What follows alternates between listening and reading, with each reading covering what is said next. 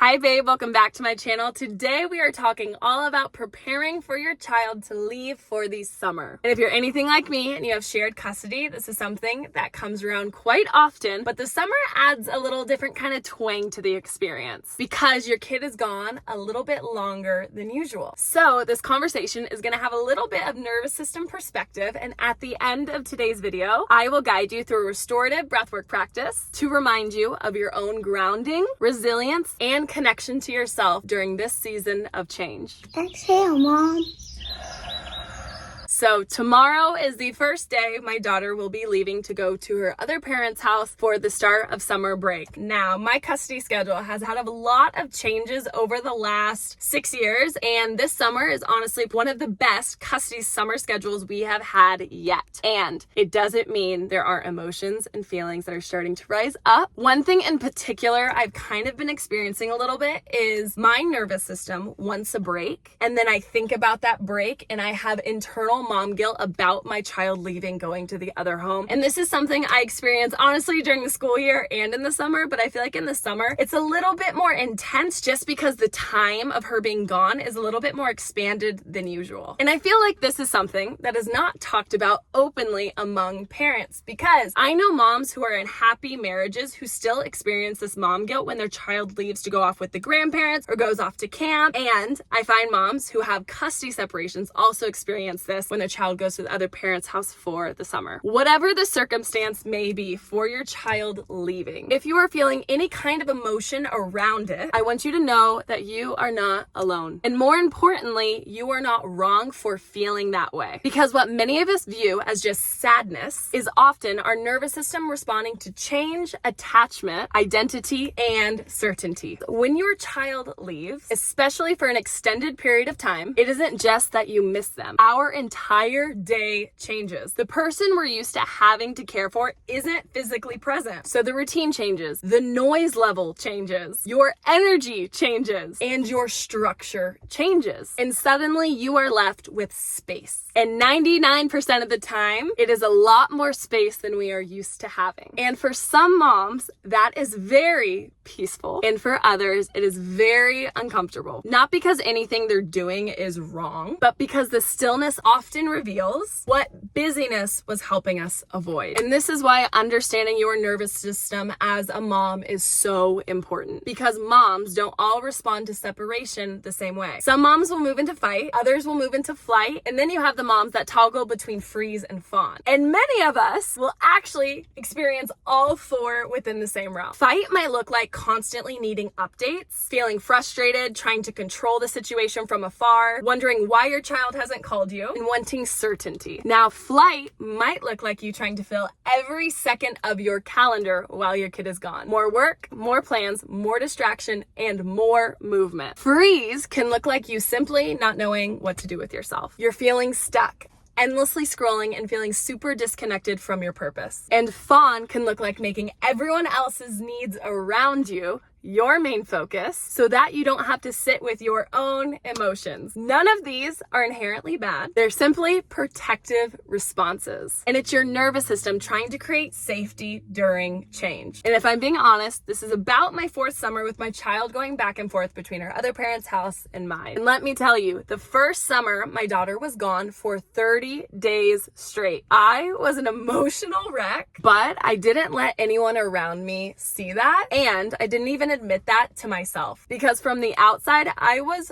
thriving. I was constantly doing things. I was going to parties, I was going to events, I had dinner plans, I had trips. If there was an opportunity to be around people at the time, I was there. And some people would have probably just called me a social butterfly. But looking back now, I can see something very clearly. I wasn't social because I was energized. I was social because I was coping. I had filled my calendar so full that I had no opportunity to even notice the shift. No opportunity to notice the grief. No opportunity to acknowledge that something inside me was shifting. I was living almost entirely that summer from a fight response. And honestly, relationships became a part of that too. Boyfriends, girlfriends, situationships, people to text, people to see, anything that helped fill the space. And eventually I started to realize that I wasn't actually even processing the transition. I was simply avoiding it. Now, That was all 4 to 5 years ago. From then, I've come very far. So now summer looks very different for me. And part of that is because my custody schedule from then to now has definitely shifted in a much more healthy schedule. But the bigger reason is because I have changed. Your girl has done a lot of healing, and I have spent so much time present with myself to actually feel through the transition. I have learned how to stay present. I have learned how to support my own unique nervous system instead of just distracting it. So now when my daughter leaves to go to her other parents' house, one of the biggest things I focus on is staying committed to myself. And that looks like staying committed to my practices, my breathwork practice, my journaling practice, movement, my routines, because those keep me grounded in the present moment and not in the stories my brain likes to create about next week or next month, or all of the what ifs. And something I have found insanely supportive when my child is about to leave is I deep clean the house, meaning all of her toys, all of her stuff is actually put up in a way so I'm not accidentally running into it later on that day, getting triggered by her lack of presence and that she's not going to be back for a little bit. And that helps take the weight off me and the pressure off me having to remember all the time that she's gone. Because the truth is, my nervous system knows she's gone. My brain knows she's gone. And the constant reminder of stuff everywhere adds an extra layer in my brain that's just a lot. And by having the house clean before she leaves, that helps bring me back just into the present. One of the biggest shifts for me has been learning how to see empty space differently. Years ago, I would have viewed empty space as something that needed to be filled. And now I view it as something that can truly nourish me. The blank spots in my calendar this summer aren't a problem. They're invitations. An invitation to truly pour back into myself, not to disassociate, not to distract, but space to reconnect. Because as a mom, we are constantly doing things for other people. And the second we get space to do things for ourselves, we feel guilty. So in the summer, when I actually have time, space, and energy to pour into me, I take it. And maybe that's starting something you've been postponing. Maybe it's taking a trip you wanted, learning about something new, tapping into that little passion project that's been living in the back of your mind. Maybe it's something as simple as sitting in a coffee shop and reading a book for your pure enjoyment without a timeline or schedule when you have to be back. The space and time that you are given during the summers when your kid is gone can be a space for you to create joy in your life. And I think that's one of the biggest differences that I'm about to experience this year. I am traveling. I do have a lot of really fun plans. I am seeing my friends, but the energy behind it is completely different. Years ago, I was trying to escape the space that was presented to me. And this year, I'm expanding into it. I'm choosing to use the time to pour into things I actually love, trips I actually want to take, experiences I want to have, not because I'm afraid of being alone, but because I'm enjoying my own life. And that is a very different nervous system experience. So if your child is about to leave for the summer, I want to leave you with this. You can miss your child deeply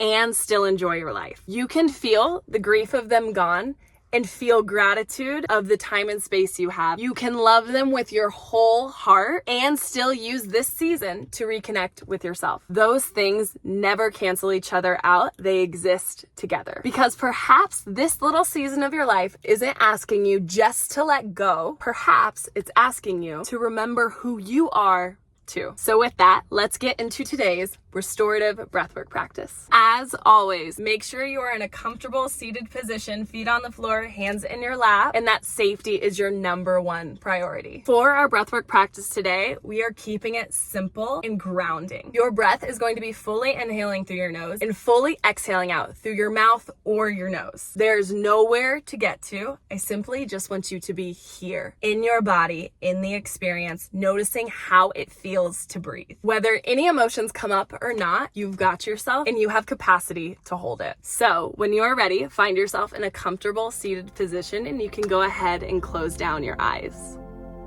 Now that your eyes are closed, I just want you to simply notice how the seat underneath you feels. Notice your feet grounded. Notice your hands soft. Taking a big inhale in, filling up your lungs. Gently just exhale it out. No force, it just falls. And doing that a few more times, really just grounding yourself into the present moment, Inhale in, take up space, feel the air. Exhale, notice how it feels as it comes out. Is it hot? Is it cold? One more like that. Inhale in, filling up the chest. Exhale, letting it go. Now, continuing with that breath at whatever pace feels supportive for you and keeping the depth of your inhale.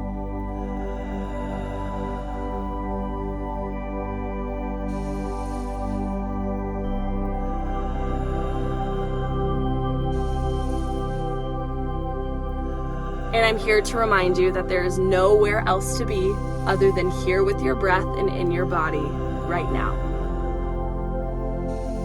As you exhale, notice if you can soften your jaw, maybe your eyebrows. And as you continue your breath, notice if you want to add any adjustments. Maybe your spine needs to rinse out a little bit. Maybe you need to wiggle or readjust your feet.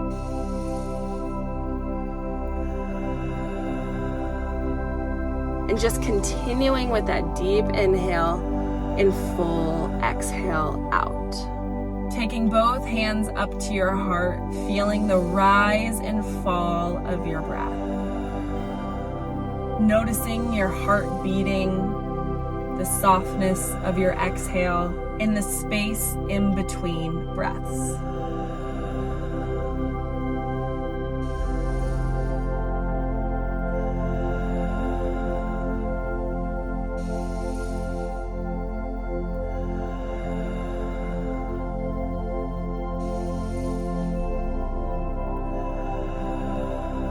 And reminding yourself right now that you deserve time and space just for you. You don't have to earn it. It is your birthright.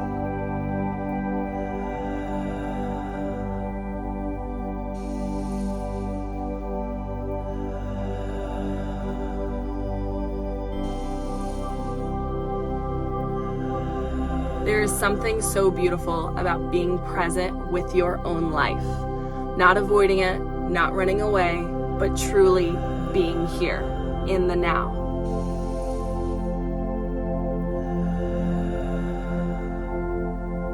Taking 5 more deep breaths now.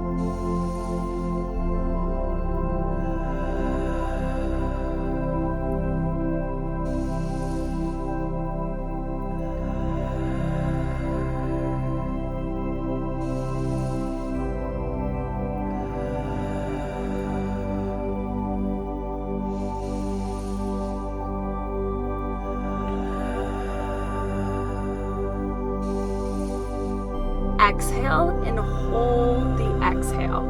No air in your lungs. Soften your shoulders, your jaw.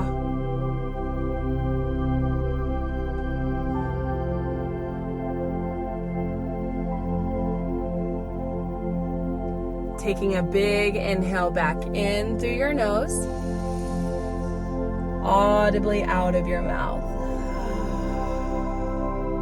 Letting your palms flip open to the sky, returning to your natural breath. Asking yourself the question, what does my intuition want me to know right now?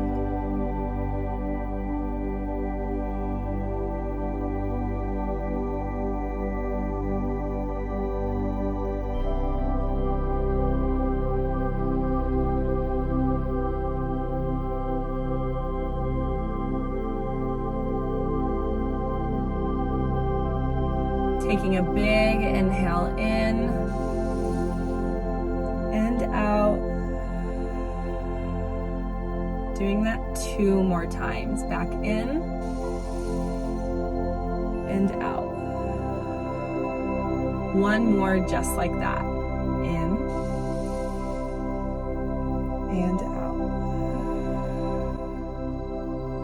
When you are ready, gently blinking open your eyes, taking in the space around you before coming back to the screen. If you want to pause this video and take a moment to journal, you're more than welcome to do so now. Thank you for watching today's video. I love you. You've got this. No matter what the summer brings to you, you have capacity. From my heart to yours, I'll see you in the next video. Exhale, Mom.